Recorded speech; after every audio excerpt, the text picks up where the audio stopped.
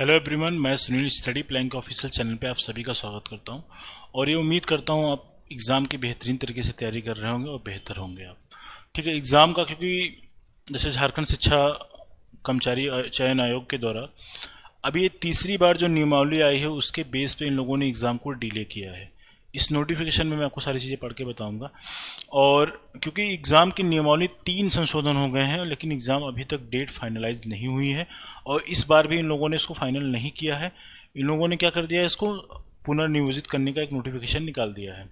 ठीक है, तो अभी तक जो एग्ज़ाम निर्धारित था पहले कि 10 फरवरी तक एग्ज़ाम होना है, सारी चीज़ें एक इन लोगों ने एक नोटिफिकेशन के फॉर्म में सारी चीज़ें दी थी, लेकिन फाइनली इन्होंने जो चीज़ हम लोग पहले से पूर्वानुमान लगा रहे थे कि ये चीज़ें नहीं हो पाएंगी, वाकई में लास्ट में यही चीज़ें हुई और ये हुआ भी। अभी मैं नोटिफिकेशन में दिखा दूंगा। सर लॉजिक ये है कि जो नियमावली थर्ड आई है उसमें एजुकेशनल क्वालिफिकेशन एससी ओबीसी वालों के लिए 45% कर दिया गया है और जो विद्यार्थी पहले 50% तक फॉर्म फिलअप कर पाए थे और जिन विद्यार्थियों का 50% से कम मार्क्स था उन लोगों ने फॉर्म फिलअप नहीं किया था तो उनके लिए पोर्टल दोबारा से रीओपन होगा। इसमें लिखा भी हुआ, मैं जो चीज़ें इसमें लिखी हुई मैं वही आपको बता रहा हूँ। रीओपन होगा तो रीओपन होगा, आज हो गया 6 फरवरी। 6 फरवरी अगर आज हो गया है तो आप सोचो कि अब जो पोर्टल ये रीओपन करेंगे तो 6 7 8 तारीख मान लो ओपन कर रहे हैं तो 10 तारीख तक तो एग्ज़ाम नहीं होना, ये बात फिक्स है। ठीक है, और दूसरा हो गया कि नियमावली जो आने के बाद जो चीज़ें हो रही हैं तो इन लोगों ने इस बार एक काम ये अच्छा किया है कि बिना कोई कोर्ट के हस्तक्षेप के इन लोगों ने वो चीज़ें अपनी एंड से स्टार्ट कर दी हैं। मतलब क्या हो गया, कोई लोग कोर्ट जाने की ज़रूरत नहीं पड़ी है। इन लोगों ने नियमावली में जो एजुकेशनल क्वालिफिकेशन था उस चीज़ को मानते हुए पोर्टल दोबारा खोलने के लिए नए अभ्यर्थियों के अप्लाई करने के लिए नोटिफिकेशन निकाल दिया है। एक तो प्लस पॉइंट उन विद्यार्थियों के लिए है जिनका एग्ज़ाम में 50% से कम मार्क्स था।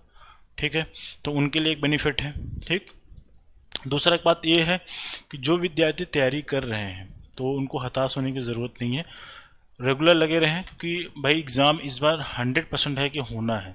क्योंकि जिस हिसाब से चीज़ें लाइमलाइट में आ रही हैं, सारी चीज़ें रोज़ पर डे कुछ ना कुछ अपडेट कर रहे हैं और ये जहाँ तक संभावना है ये लोकसभा चुनाव के बाद ये एग्ज़ाम इसका होगा, मुझे जहाँ तक लगता है।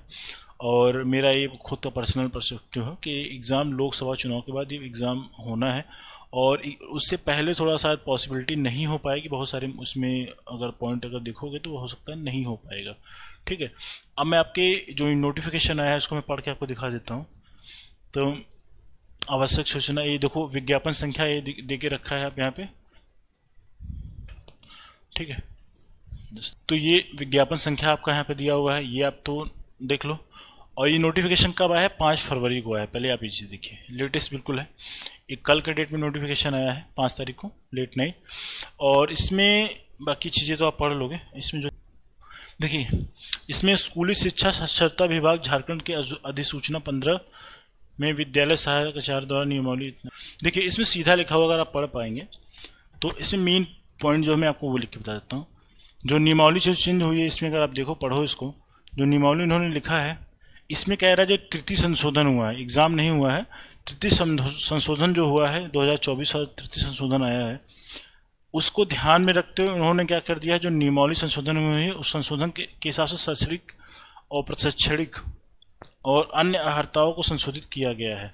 मतलब ये जो एग्ज़ाम ये लोग कराएंगे उसमें जो शैक्षणिक योग्यता थी उस चीज़ को इन लोगों ने संशोधन को एक्सेप्ट करते हुए वो अप्लीकेबल किया है जो अभी नई नियुक्तियां होने वाली हैं, एग्ज़ाम होने वाला है। एक पॉइंट तो ये रहा। और दूसरा पॉइंट अगर आप यहाँ पे पढ़ोगे, संशोधन के संशोधित प्रावधानों से अभ्यर्थियों की पात्रता पर पड़ने वाले प्रभाव की समीक्षा की जा रही है।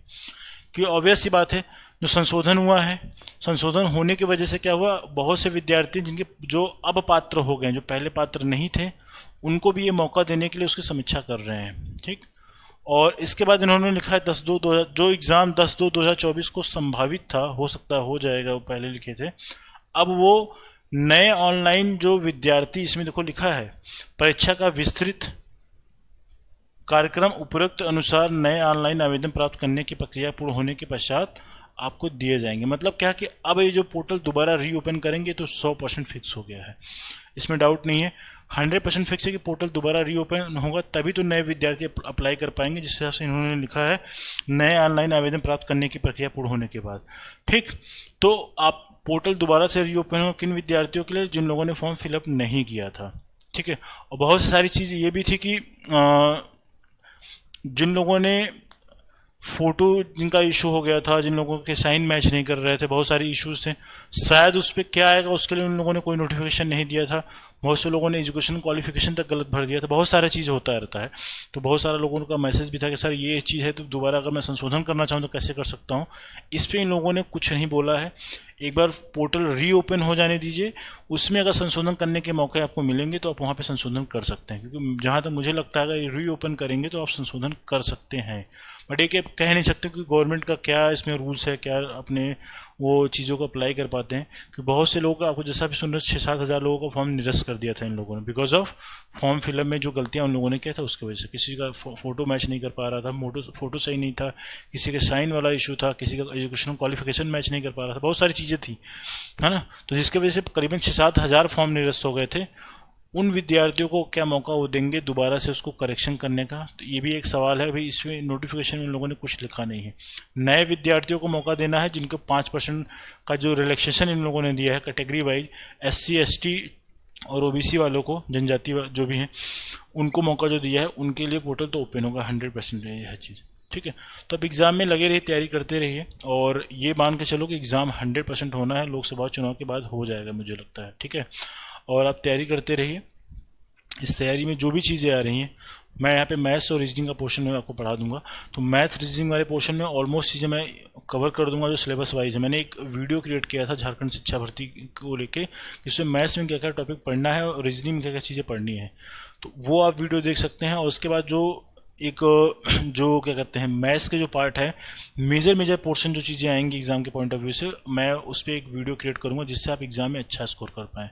और तैयारी में लगे रहिए, बिल्कुल आप इसमें लूज़ नहीं होना है कि भैया मैं तैयारी कर रहा हूँ 5 सालों से 6 साल। बहुत से विद्यार्थियों का कहता है कि मैं सर मैं 6 साल से लगा हूँ, 5 सालों से लगा हूँ, यहाँ पे वैकेंसीज नहीं आ रही हैं। तो इसमें वैकेंसीज आ रही हैं, बट है कि शिक्षा विभाग में ना, कि पुलिस वाले विभाग में आ रही हैं, अब जैसा कि अभी आ रहा है। मगर इसमें क्या है कि थोड़ा सा इसमें मैटर अलग तरीके से कोर्ट में चला जा रहा है, सारी चीज़ें हो जा रही हैं। बट इन लोगों ने इस बार कोर्ट वाला मैटर ना सॉल्व करते हुए, मतलब ये कोर्ट में मैटर ना जा पाए, इसलिए पोर्टल को दोबारा ओपन करने का निर्णय लिया। क्योंकि अगर ये चीज़ें इन लोग अगर कंटिन्यू करते तो जो विद्यार्थी 50% की वजह से फॉर्म फिलअप नहीं कर पाए तो वो अगेन कोर्ट जाते, फिर से स्पेस स्टे लगता, सारी चीज़ें फिर से डिले हो जाती। लेकिन इस बार इन लोगों ने थोड़ा सा अपना दिमाग लगाया है कि किसी तरीके से कोर्ट में मैटर ना जा पाए, इसको हम थोड़ा सा रिजॉल्व करके एग्ज़ाम कंडक्ट करा पाए। तो इससे ये चीज़ लगता है कि ये लोग पॉजिटिव वे में सोच रहे हैं चीज़ों को कराने के पॉइंट ऑफ व्यू से।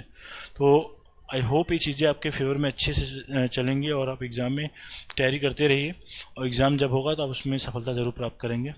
इसी उम्मीदों के साथ